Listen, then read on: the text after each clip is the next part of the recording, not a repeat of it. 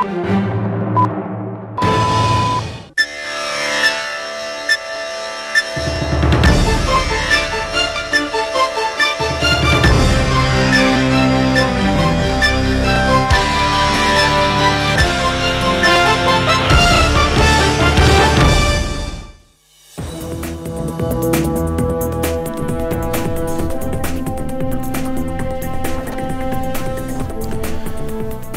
আলাইকুম প্রিয় দর্শক, চ্যানেল আই সংবাদে স্বাগত। আপনাদের সঙ্গে আছি আমি সামির হোসেন। বিস্তারিত সংবাদের শুরুতে জানিয়ে দিচ্ছি ফ্রেশ আটা ময়দা সুজি সংবাদ শিরোনামগুলো। অতীতের চেয়ে দেশের মানুষ বেশি শক্তিশালী, উদ্যমী, সৃজনশীল বললেন প্রধান উপদেষ্টা। 17 ব্যক্তি ও নারী ফুটবল দলকে 21 পদক প্রদান।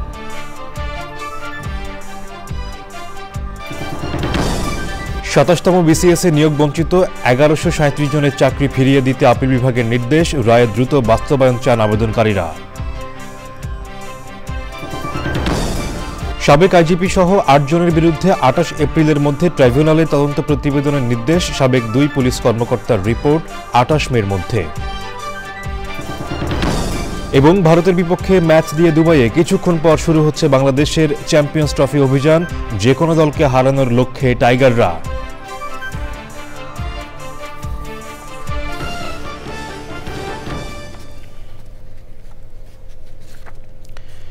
সংবাদ শিরোনামগুলো জানাচ্ছিলাম। এখনকার এই সংবাদ আয়োজন একই সঙ্গে চ্যানেল আইয়ের ইউটিউব চ্যানেল এবং চ্যানেল আইয়ের ওটিটি প্ল্যাটফর্ম আই স্ক্রিনে লাইভ স্ট্রিম হচ্ছে।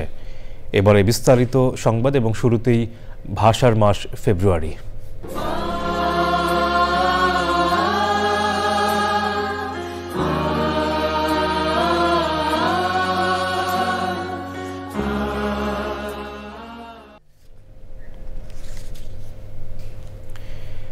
এবছর 18 ব্যক্তি ও দলকে 21 পদকে ভূষিত করেছে সরকার। পদক প্রদান অনুষ্ঠানে প্রধান উপদেষ্টা অধ্যাপক মোহাম্মদ ইউনুস বলেছেন, এদেশের মানুষ এখন অতীতের যে কোনো সময়ের চাইতে বেশি শক্তিশালী, উদ্যমী ও সৃজনশীল। দেখুন চকর মালিথার রিপোর্ট।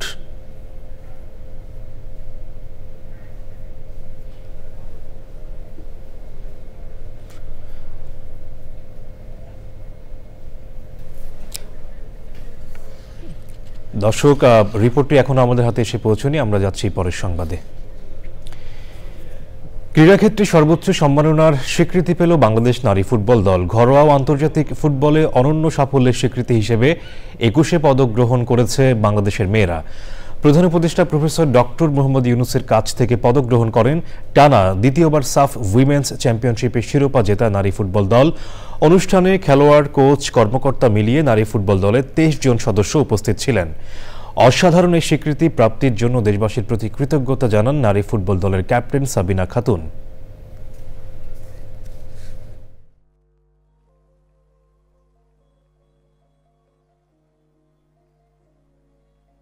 এই স্বীকৃতি আমাদের দায়িত্ববোধ আরো বাড়িয়েছে। 21 পদক প্রদান প্রক্রিয়ার সাথে সম্পৃক্ত সকলের প্রতি রইল কৃতজ্ঞতা। আজকে যেভাবে আমাদের সকলকেই সম্মান জানালেন, সেটা আমাদের জন্য আসলেই অনেক বড় পাওয়া এবং আগামী দিনে আমাদের কাজ করার জন্য আরো সাহস যোগাই এবং আমরা দেশের জন্য যেন আরো সম্মান বয়ে আনতে পারি, সেই দোয়া সকলের কাছে কামনা করছি।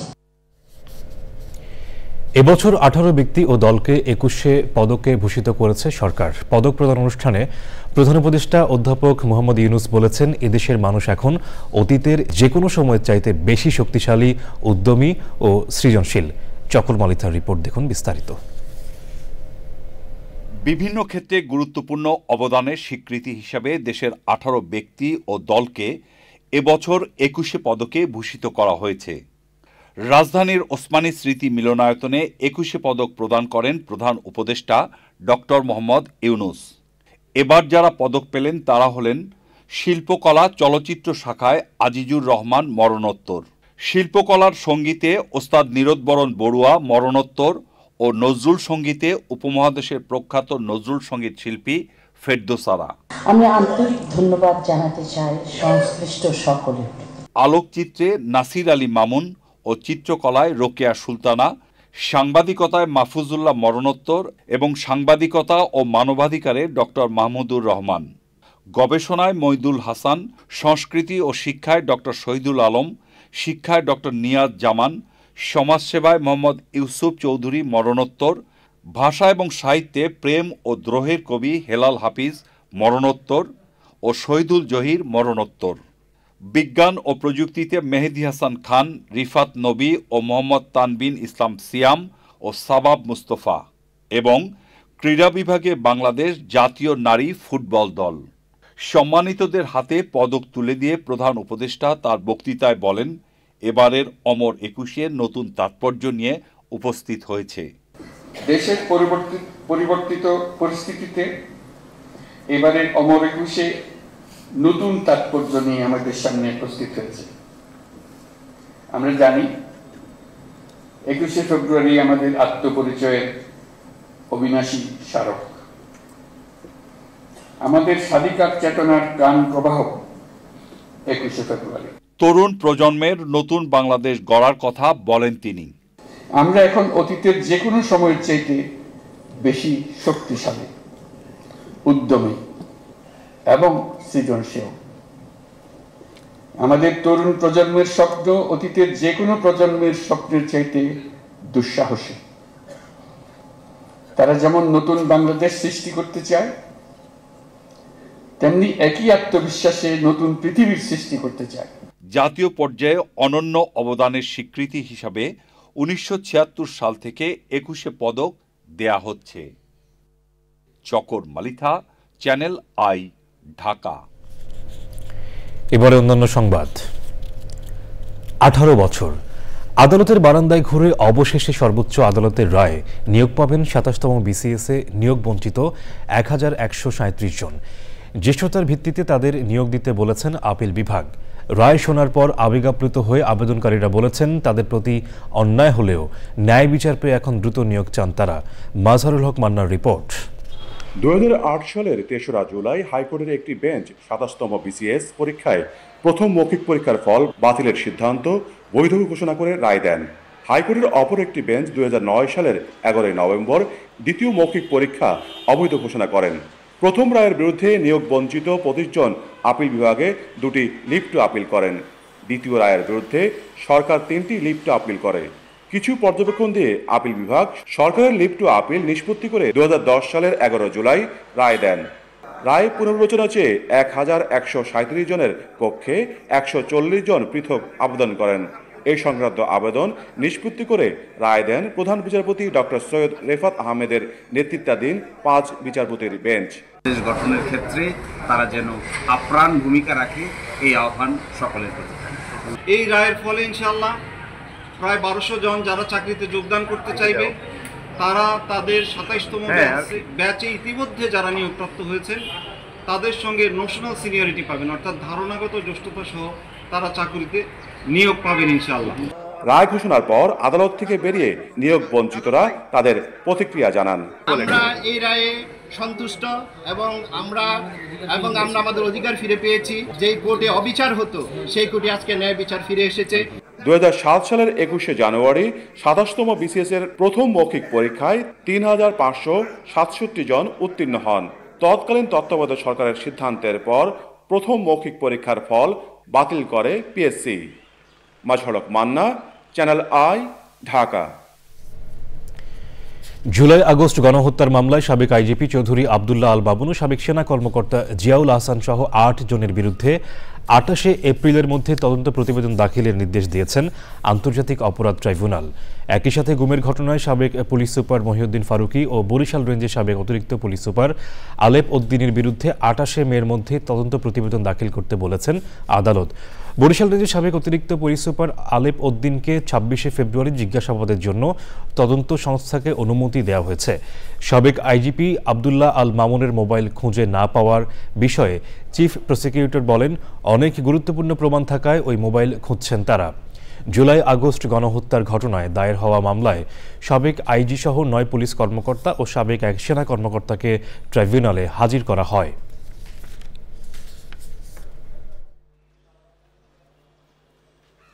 আজকে কথা নাই বার্তা নাই, আমি জেল অথরিটিতে আমি এটা দিতে চাই সেটা দিতে চাই, যেগুলো এই মামলার সাথে কোনো সম্পর্ক নাই। এই ধরনের অ্যাপ্লিকেশন দিয়ে তাদের একটা উদ্দেশ্য বোঝা যাচ্ছে তারা ডেলিবারেটলি এই ট্রাইব্যুনালের মধ্যে একটা সবসময় টেনশন তৈরি করে রাখতে চান, ট্রাইব্যুনালকে নানান কাজে বিজি করে রাখতে চান যাতে মূল বিচার কার্য অগ্রসর হতে না পারে।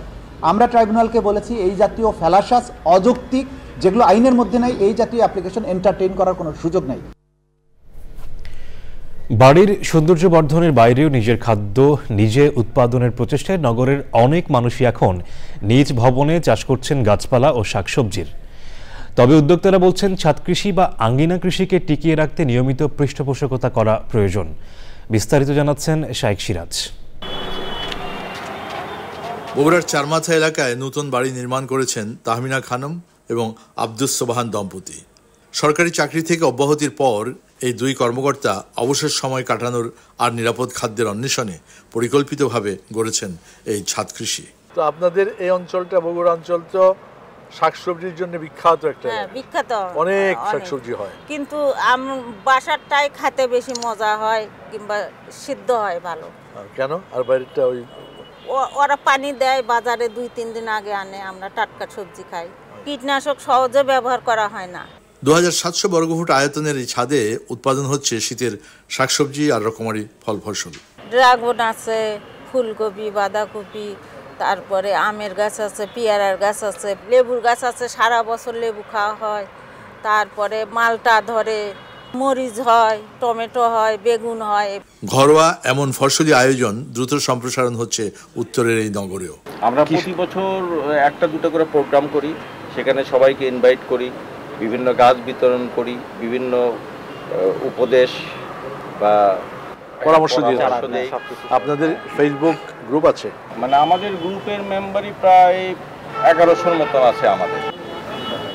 তবে উদ্যোক্তারা মনে করছেন যে এই কাজ করতে গিয়ে যেরকম তথ্য প্রাপ্তির যথেষ্ট অভাব আছে ভালো মানের বীজ, চারা এবং এগুলোর প্রাপ্তির ক্ষেত্রে সংশ্লিষ্ট দপ্তর বিষয়গুলোর দিকে নজর দিলে সারা বাংলাদেশের শহর অঞ্চলে ছাদ কৃষি আরও প্রসার করবে। বগুড়ার চারমাথার তাহমিনা খাতুনের ছাদ কৃষি থেকে শাইখ সিরাজ, চ্যানেল। দর্শকে নিয়ে বিস্তারিত প্রতিবেদন দেখবেন আজ বেলা 3:05 হৃদয় মাটি ও মানুষের ডাক অনুষ্ঠানে। এবারে আইসিসি চ্যাম্পিয়ন্স ট্রফি।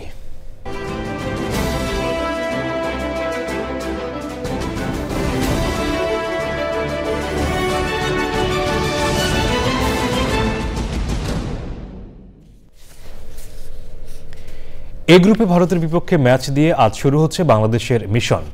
দুবাই আন্তর্জাতিক স্টেডিয়ামে ম্যাচ শুরু হবে বাংলাদেশ সময় বিকেল 3টায়। আসরে সব দলকে হারানোর সক্ষমতা রয়েছে টাইগারদের, জানিয়েছেন অধিনায়ক নাজমুল শান্ত। বাংলাদেশ ভারত ম্যাচের উত্তেজনা পাশ কাটিয়ে মাঠে রোহিত কোহলিদের বিপক্ষে নিজেদের পরিকল্পনা কাজে লাগাতে চায় বাংলাদেশ। বিস্তারিত জানাচ্ছেন আদিল আহমেদ শান। বাংলাদেশ ভারত ক্রিকেট লড়াই মানেই এক উত্তেজনার নাম। আইসিসি চ্যাম্পিয়ন্স ট্রফির এ গ্রুপে এই ম্যাচ দিয়েই মিশন শুরু হচ্ছে দু দলের। সম্প্রতি ফর্ম বিবেচনায় দুর্দান্ত রোহিত কোহলিদের ভারত। ইনজুরির কারণে জাসপ্রীত বুমরা না থাকলেও সেটাকে অ্যাডভান্টেজ হিসেবে নিচ্ছে না টিম বাংলাদেশ।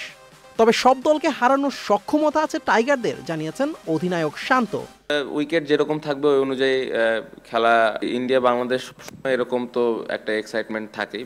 আমার মনে হয় যে প্লেয়াররা এটা নিয়ে খুব বেশি চিন্তা করে না, প্লেয়াররা তাদের প্ল্যান কিভাবে এক্সিকিউট করবে এটা নিয়ে বেশি ফোকাস থাকে। চেষ্টা করবো আমরা, বাট আমার মনে হয় যে স্পেশালি যারা ওপরের দিকে ব্যাটিং করে এদের লম্বা ইনিংস খেলাটা খুব ইম্পর্টেন্ট। যখন আমরা এই ওপরের শুরুটা ভালো করতে পারবো তখনই দেখা যাবে যে একটা বড় রান করা সম্ভব। 2017 চ্যাম্পিয়ন্স ট্রফির সেমিফাইনালে খেলা আসরটিতে এখন পর্যন্ত বড় অর্জন বাংলাদেশের। যদিও সেবার ভারতের কাছে হেরেই ফাইনালের আগে বিদায় নিতে হয় টাইগারদের। এবার মিরাজ জাকের, তৌহিদ হৃদয় ও নাহিদ রানার মতো তরুণদের উপর ভর করে ভারতকে চমকে দেওয়ার প্রস্তুতি নিচ্ছে টিম টাইগার্স। যে তিনজনের নাম বললেন তিনজনই ভালো খেলছেন, রিসেন্টলি ভালো অবস্থানে আছেন, সো এটা আমাদের টিমের জন্য একটা ভালো দিক। রানা অবশ্যই দেখেন যেরকম বোলিং করছে অবশ্যই ওর উপরে একটু বাড়তি নজর থাকবে, বাট ওকে দেখে কখনোই মনে হচ্ছে না যে ও প্রেসারের মধ্যে আছে বা এত বড় টুর্নামেন্টে আসছে, খুবই নর্মাল আছে। ডিসেম্বরে ওয়েস্ট ইন্ডিজ সিরিজের পর আন্তর্জাতিক ওয়ানডে খেলা হয়নি টাইগারদের। চ্যাম্পিয়ন্স ট্রফির প্রস্তুতি ম্যাচেও পাকিস্তান শাহিনসের বিপক্ষে ব্যাটারদের পারফরমেন্স ছিল হতাশাজনক। এরপরও বাংলাদেশ দলকে শুভকামনা জানিয়েছেন টাইগারদের সাবেক অধিনায়ক মাশরাফি বিন মোর্তজা।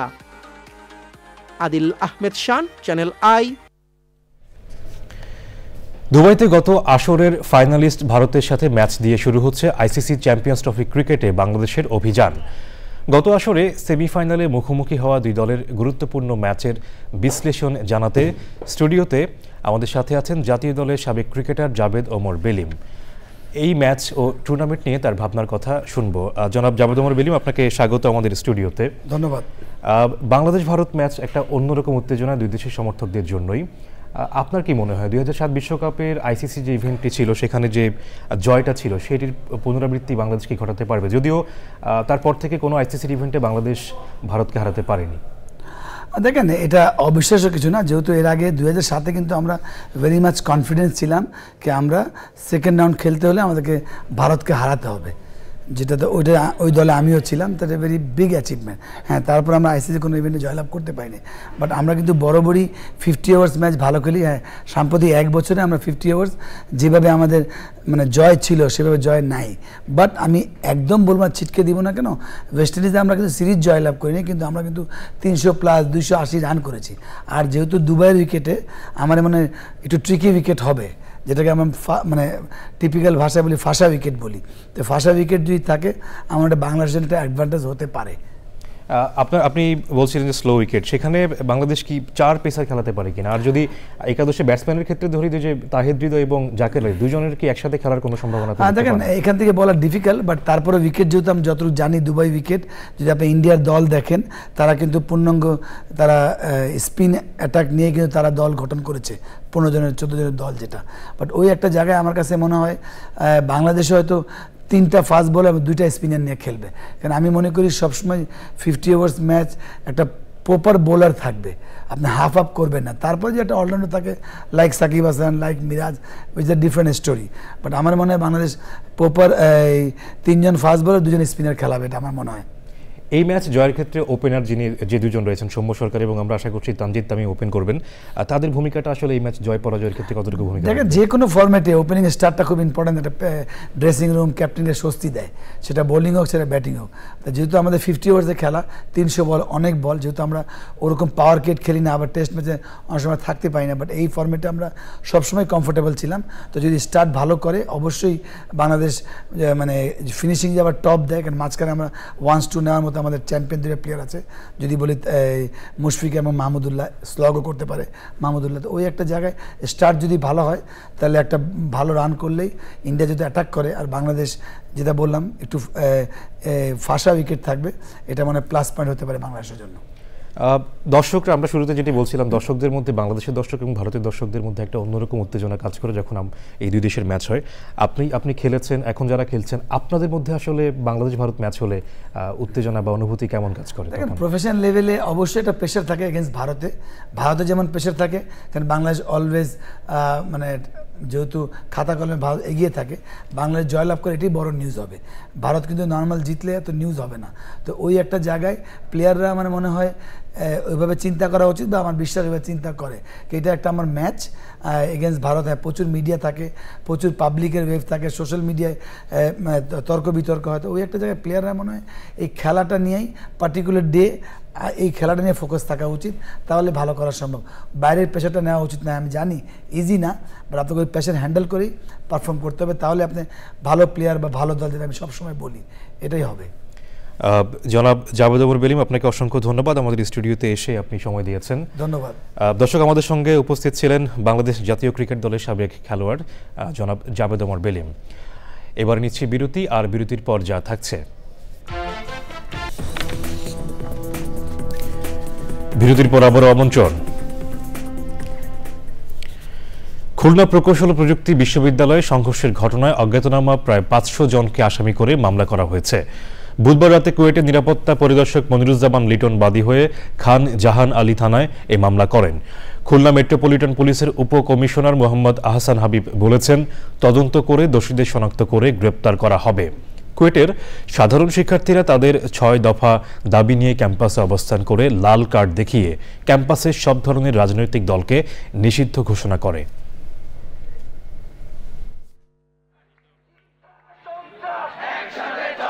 কোনো উপদেষ্টা এখনো পর্যন্ত আমাদের এই ঘটনা নিয়ে আমাদের সাথে যোগাযোগ করেনি, আমরা কেমন আছি, আমাদের কি করা দরকার, কিভাবে আমাদের এটা হবে, এখনো পর্যন্ত তারা কোনো যোগাযোগ করেনি। আমাদের যে দাবিগুলো ছিল সেই দাবিগুলো মানা হয়নি দেখে আমরা এই স্মারকলিপিটা রেডি করেছি। এখানে আমাদের প্রত্যেকটা শিক্ষার্থী, আমাদের যে 5 ব্যাচের 5000 শিক্ষার্থী সাইন করবে এবং এইটা আমরা ইন্টারিম গভর্নমেন্টের কাছে পাঠাবো।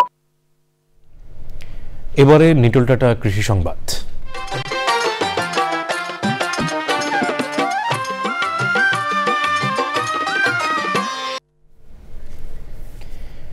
নীলফামারী সৈয়দপুরে সমলয় পদ্ধতিতে বোরো ধান আবাদের জন্য ট্রেতে ধানের বীজতলা তৈরি করা হচ্ছে।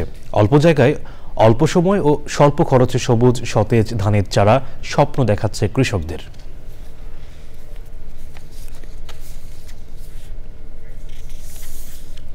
এবারে প্রকৃতি সংবাদ।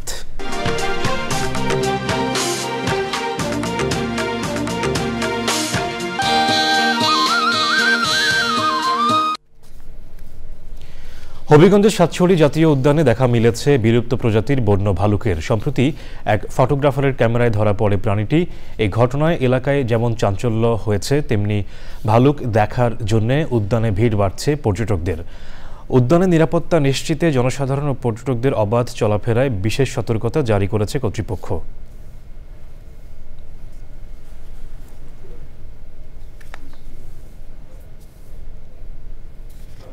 27তম বিসিএসে নিয়োগ বঞ্চিত 1137 জনের চাকরি ফিরিয়ে দিতে আপিল বিভাগের নির্দেশ। রায়ের দ্রুত বাস্তবায়ন চান আবেদনকারীরা। সাবেক আইজিপি সহ 8 জনের বিরুদ্ধে 28 এপ্রিলের মধ্যে ট্রাইব্যুনালে তদন্ত প্রতিবেদনের নির্দেশ। সাবেক 2 পুলিশ কর্মকর্তার রিপোর্ট 28 মের মধ্যে। এবং ভারতের বিপক্ষে ম্যাচ দিয়ে দুবাইয়ে কিছুক্ষণ পর শুরু হচ্ছে বাংলাদেশের চ্যাম্পিয়ন্স ট্রফি অভিযান। যে কোনো দলকে হারানোর লক্ষ্যে টাইগাররা।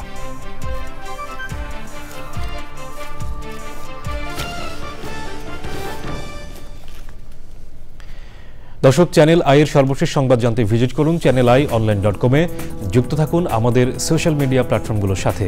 এতক্ষণ সাথে থাকার জন্য ধন্যবাদ সবাইকে।